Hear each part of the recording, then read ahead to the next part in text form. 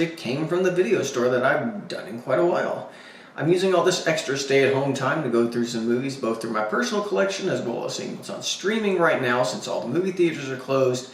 And I actually found a really unique one that I wanted to take a few minutes and talk about. It's called Blood Machines, directed by Seth Ickerman in a dual role. As weird as that sounds, it's actually two different people. It's Rafael Hernandez and Savitri Joly-Gonfard. I hope I'm saying that right. The film debuted on Shudder at the end of May, and after seeing the trailer for it, I was definitely interested because if you've seen the visuals for it and the soundtrack, it's really eye-catching and it sounds amazing. And that holds up for the film overall. Now, what is the actual film like? That's a little more complicated, but I'll get into that as we go along. Blood Machines is a film about two scavengers. There's Vasquez and his mechanic Lago, who's an older mechanic with a heart problem. They're going through the galaxy and they've been forced to crash land on this planet, their spaceship called the Mima. On this planet, they find a group of female scavengers who are essentially pulling the souls out of damaged spaceships, and they basically become these naked female women that fly through the void of space. And of course, intrigued by this, the crew of the Mima goes after this flying space woman, and they get into something a little bit more complex. That's kind of the basic without getting too heavy into spoiler territory. And honestly, there's only so much I can say about the plot. It's very minimal. It's almost feels like a 50-minute music video in many ways. The film is something of a pseudo-sequel to another music video called Turbo Killer, which is done by Carpenter Brute, who does the music for this. If you haven't seen Turbo Killer, it's on YouTube and I highly recommend it. It's an amazing looking film visually, and the music's great as well. And both of those apply here to this film. It's a little bit of a complicated film because there's only so much of it I can actually show in terms of stills, because there are a lot of naked flying space women throughout this entire production. And in context of the film, it's done very tastefully.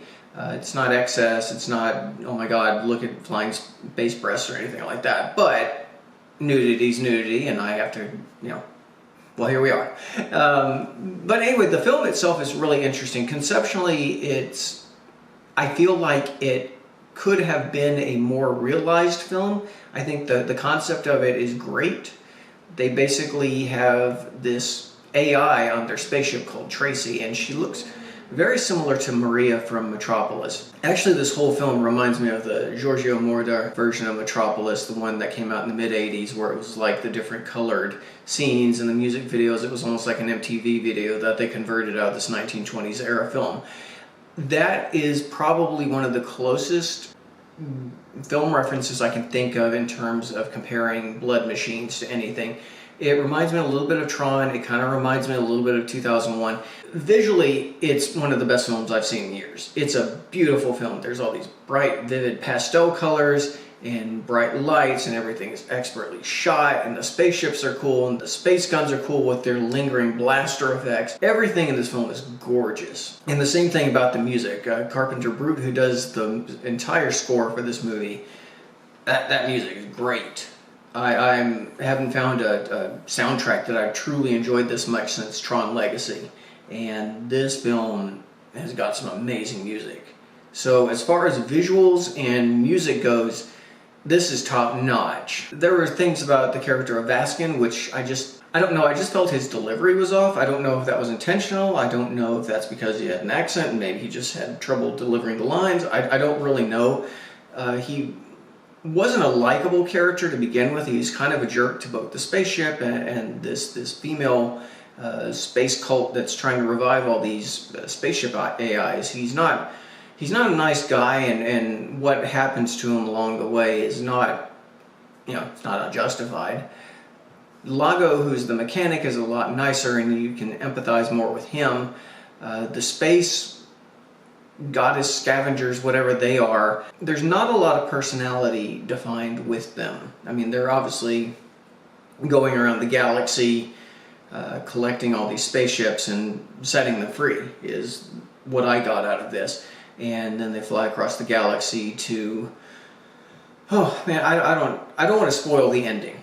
The ending is, it's interesting, and I'm really wondering what they were going for exactly. I feel Like I said, conceptually, I feel like it was a really good idea. I just wish it had been developed a little bit more. I wish, as a music video, as a 50-minute music video, it's great. I really just enjoyed, if you just sit back and watch it and listen to it, this movie is fantastic. I didn't mind the story so much. As I said, the concepts were great, but I felt like it was lacking in some ways story-wise. But overall, it wasn't a deal breaker. I think I was so enraptured by watching the sheer pretty that came with this, really held my attention all the way through. The big thing that really distracted my attention, though, apparently this was funded on Kickstarter. They've been working on this since 2016, and they've been working on this in a while, and Shudder released it on May 21st. And the way they chose to do this was they broke it down, this 50-minute film, into 3 episodes, almost like it was a season, but you can very clearly tell that it was intended to be a short movie. What didn't work about that concept was the credits are real long in every episode, just because they're showing all the visual effects and all who contributed. But the first episode really gets your attention. It's like, all right, I got to see more. The second episode, they get into what would be the film's actual credits. So it's like, I just saw this at the end of the first episode, and now you're using screen time to show credits yet again, and I already know everybody who's involved in this, and that's a pretty sizable chunk of the second episode. And that's when everything starts getting really trippy, and I mean, the flying through space is fantastic. I just loved everything about that.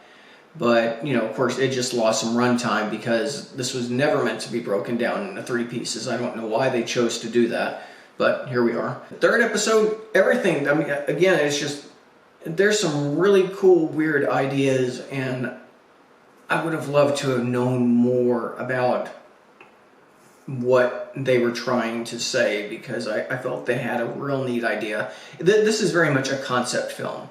This is kind of like a film, like a Fantasia sort of thing, where plot's not really so much a big deal, but man, you're there for watching great visuals and great music, and this film absolutely delivers on that. This is easily one of the best films I've seen in years in terms of just how great it looks and sounds. Would I recommend Blood Machines? I say absolutely, but it also comes with it. Just be prepared. This thing has been broken down into 3 parts.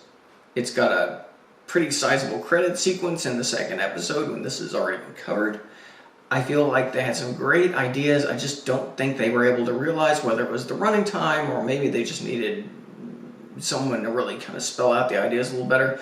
I felt there was more to this universe, and I would have liked to have seen what happened next. As a music video, yes, fantastic. It's great. I would love to see these guys do more, because their visuals are top-notch, and the music, again, one of the best film soundtracks I've heard in a while.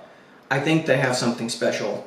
I think they, with a little bit more development, and maybe if someone sees this, they'll actually say, hey, you got a cool thing going, let's make it more. And I think that would be the best benefit for this film. In any case, Blood Machines is well worth your time. If you have Shudder, you definitely should have Shudder, especially for Joe Bob's Last Drive-In. It's well worth checking out. It's not really horror, though. I think I should add that in there as well. It's not really horror. Shudder's all about horror streaming and everything else. I didn't really see it as horror. There is sci-fi violence, but it's not really horror in terms of like some gross, gory thing. In any case, thanks so much. I will be working on a couple videos over the next few weeks. I've got some great ideas that I'm planning to use during this time.